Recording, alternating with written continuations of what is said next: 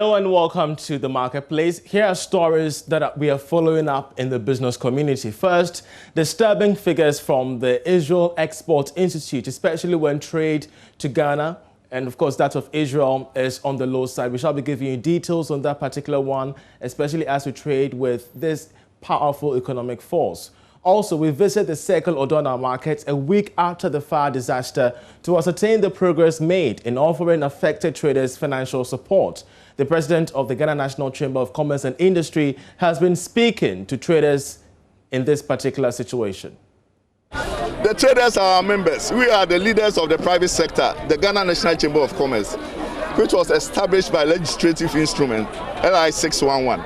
And even that, it is our mandate that we support every business. Our motto is that our business links your business.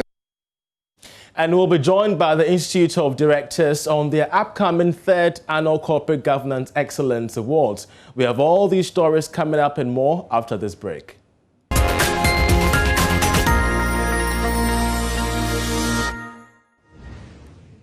Hello and welcome. Now, Israel, a Middle Eastern country on the Mediterranean Sea, is regarded by Jews and Christians as well as Muslims as the biblical Holy Land. But this state is also powerful in trade and investment. Well, unfortunately, Ghana's trade volume with Israel is so low. In fact, the trade with Ghana decreased by 25% in 2019.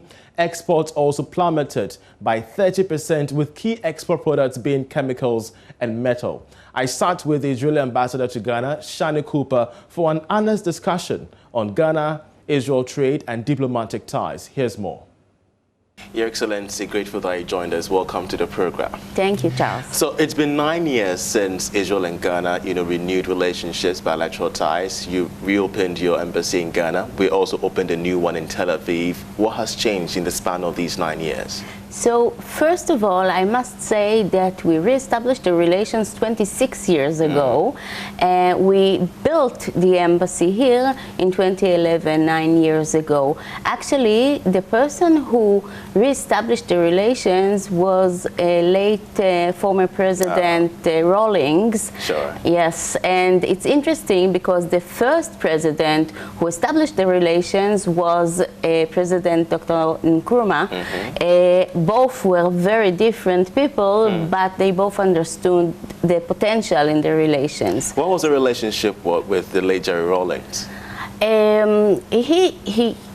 He met with our former Prime Minister and Foreign Minister, Shimon Peres, in Washington, and they were from the same generation, they knew the same people, and they said, okay, it's time now to move on and to go back to the relations. So it was, he had a very, very warm spot in his heart for Israel. I met with him several times, and it's a great loss for Ghana, I must say, and to the world.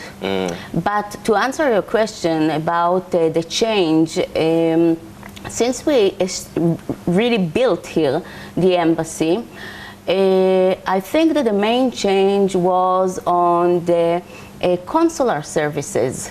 And, it's surprising, but the consular services is a pivot of the diplomatic relations, because once you can receive a visa to Israel here in Accra, and you don't have to go to Nigeria to receive your visa, there are certainly more people from Ghana visiting Israel, more Israelis, business people coming to Ghana. So we saw a rise in the business sector. We saw a rise in tourism to Israel. And could you help us with some percentages regarding the rise in these, visits? So unfortunately, I don't really know the exact numbers, but there is room for progress. We're talking about hundreds of people coming every year. It's not a lot. We should do something about it, and we are. I think, though, that one of the things that another point in the timeline in the relations between Israel and Ghana happened 2.5 years ago, when the government of Israel decided to make Ghana a focus country for the trade and economic in West Africa. So Ghana became the only state in West Africa to have an Israeli Trade and Economic Office. And since then, we see every day Israeli companies asking to do business in Ghana, and really attracted to the stability and the growth here in Ghana. Speaking of trade, of course, this is what you told one of our media houses just a while ago, that we are now moving away from immediate emergency aid to sustainable cooperation, and we are using available local materials and labor. Of course, establishing bilateral ties is not just about mutual benefits, but also advancing your cause as Israel. So what exactly did you mean in this particular statement? Because it carries two major points: cooperation and labor, local labor. Yeah, definitely. Well, this quote came at around the midst of the corona pandemic. And first of all, let me maybe talk about Mashav. Mashav is the Israeli Development and Cooperation Agency, and it is under the Ministry of Foreign Affairs. We believe in a holistic solution. If we invest in agriculture, we cannot only invest in this sector and let all the other sectors left behind. We have to do a holistic job, so we are focusing on agriculture and giving support to education, health, and all the other to enlarge the ecosystem. With that, we believe in cooperation.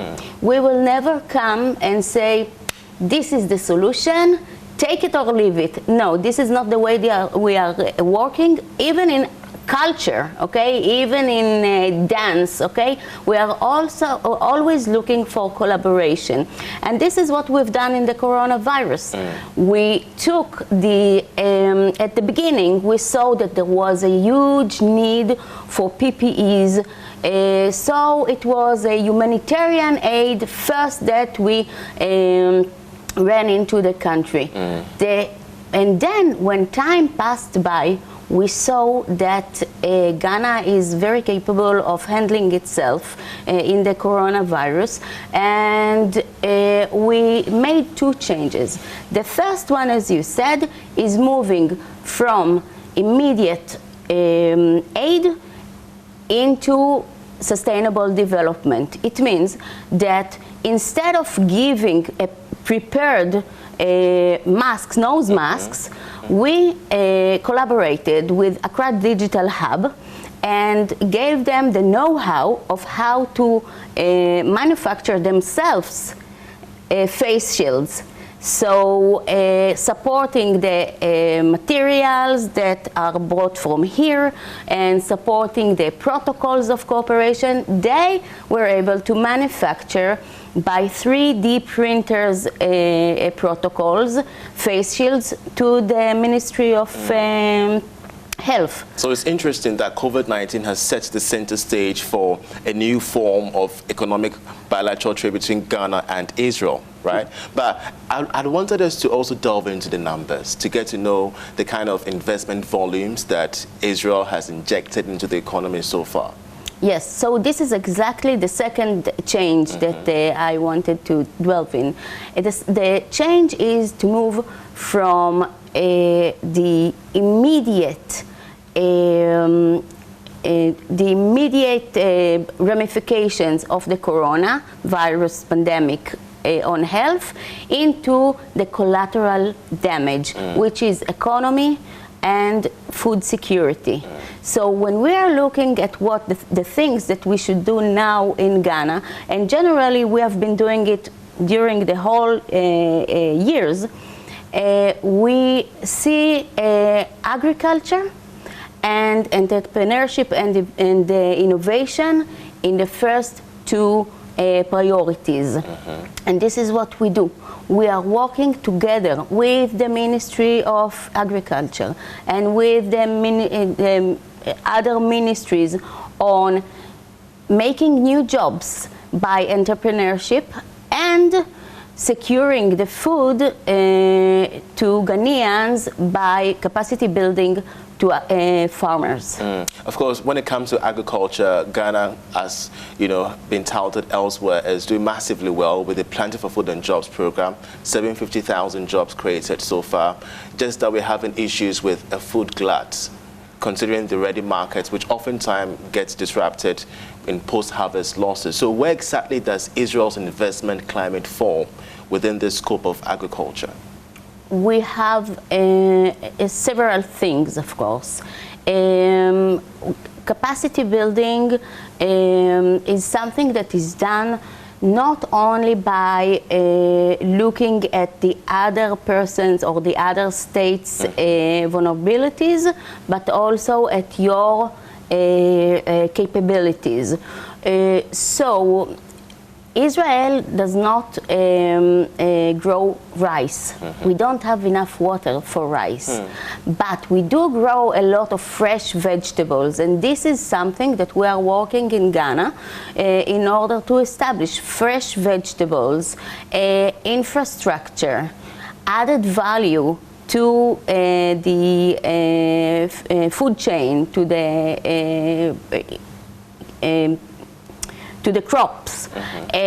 So these are things that we are doing, and I must tell you that we have been doing it since 1958 here, and a lot of people that are very familiar today in the business world started their road in Israel. For example, Darko Farms. Do you know Darko Farms? Yes. The largest poultry farm in Ghana. Exactly. But it's interesting you said that Israel doesn't, cultivate rice. Here in Ghana we do, and in excesses. Just that local consumption is low, and it has resulted in a rice glut. We have, showed pictures of this time and time again. Where do you see partnerships when it comes to the rice, industry in Ghana?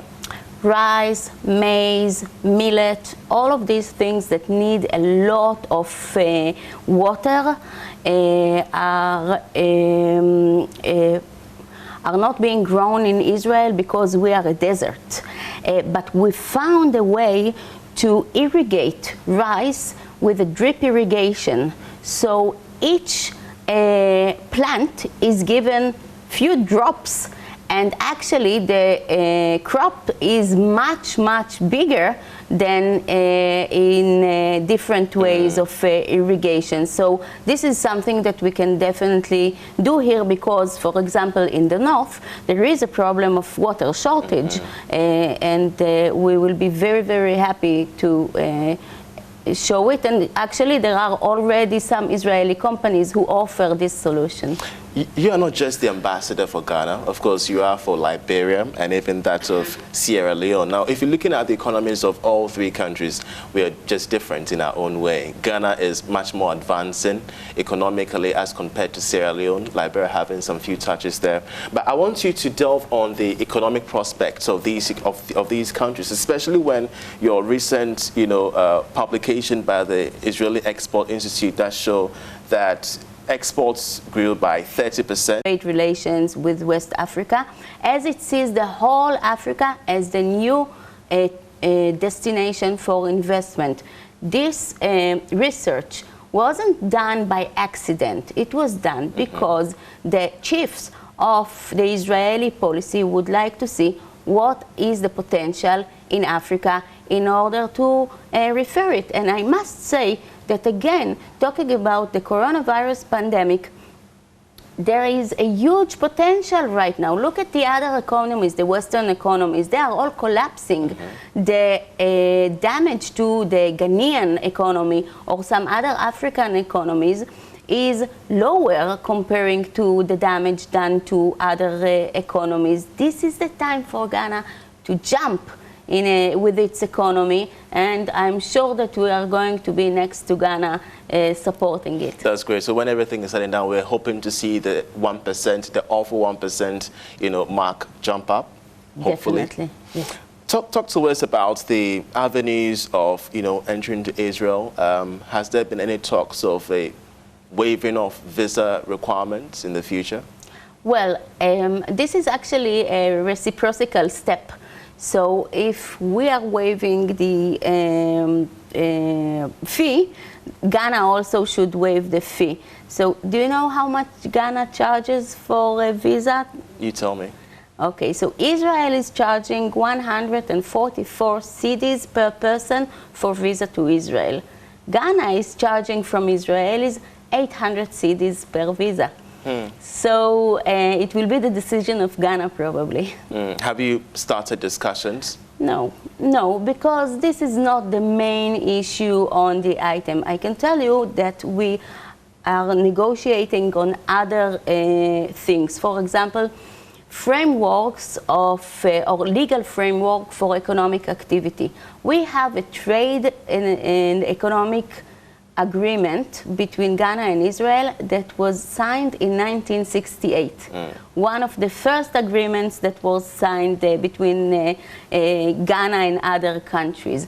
We are negotiating on renewing it and redefining it, because what we had in 1968 as a developing country and what Ghana had in 1968 is totally different than the things that we have right now.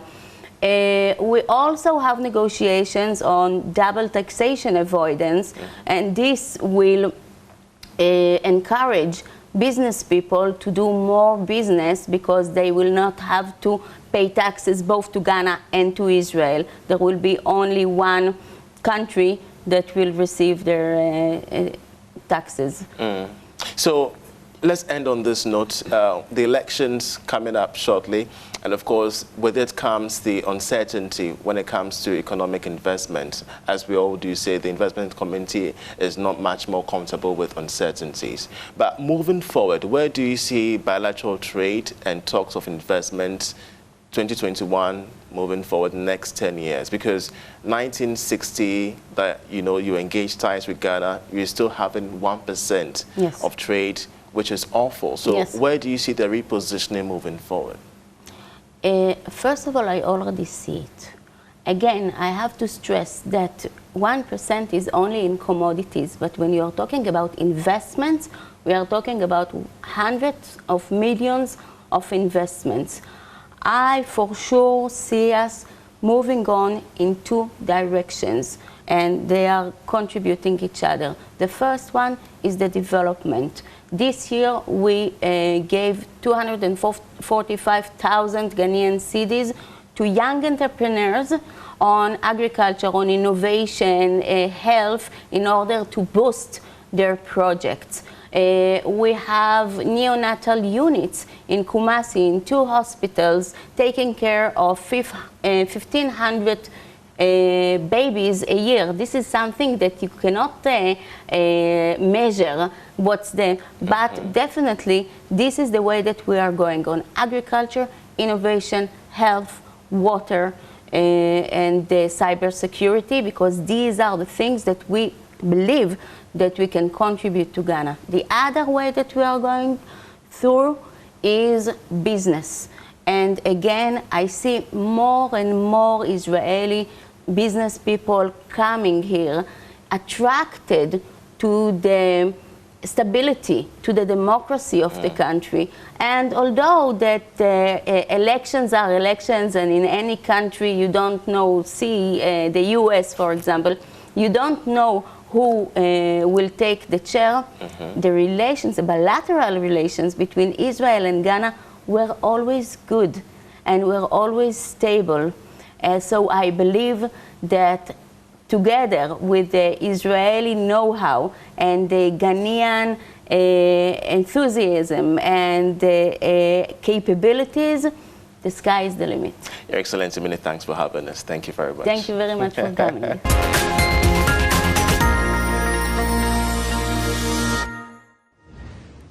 Away from our interaction with the Israeli ambassador to Ghana to a particular development story, the Ghana Chamber of Commerce and Industry has paid a visit to traders at the Circle Pedestrian Mall whose wares got ravaged by fire. Let's take a listen to the president of the chamber, who says that they will liaise with government to ensure that all remittances are paid. The traders are our members. We are the leaders of the private sector, the Ghana National Chamber of Commerce.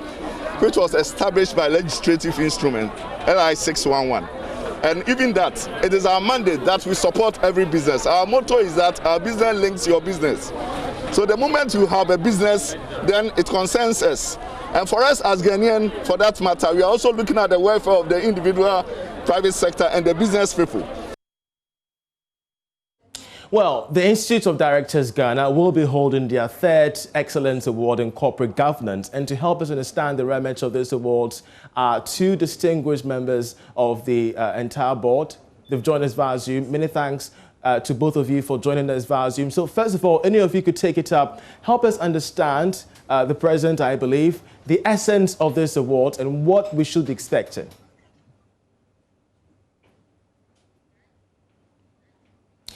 Hello, if the presidents could take this question. We would want to find out the essence of this award in the next 2 days and what you hope to achieve with it.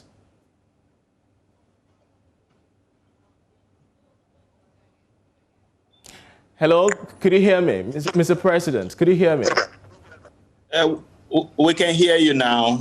This is Dr. Frank Boateng. All right, so Doc, help us understand. The awards is just 2 days away. What should we be expecting? If you can repeat that, I think your line was breaking up. We could not hear you. If you could hear me well, I believe the line is loud and clear. If you can hear me well, give us an update on the award ceremony and what we should be expecting.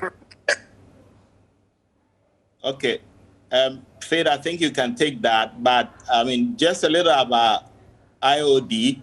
I think will help listeners and your viewers to understand Ghana Institute of Directors, and we can move straight to talk about the awards. So the Institute of Directors is a professional institution which was registered here in Ghana in 1999, and our focus is to promote the culture of good corporate governance. And we have been doing this for the past 20 years to make sure the corporate structures of corporate Ghana is adhering to proper corporate governance. So I think Faith will give us a little bit about the awards. All right, so Faith, if you could do that very shortly, in 30 seconds, possibly.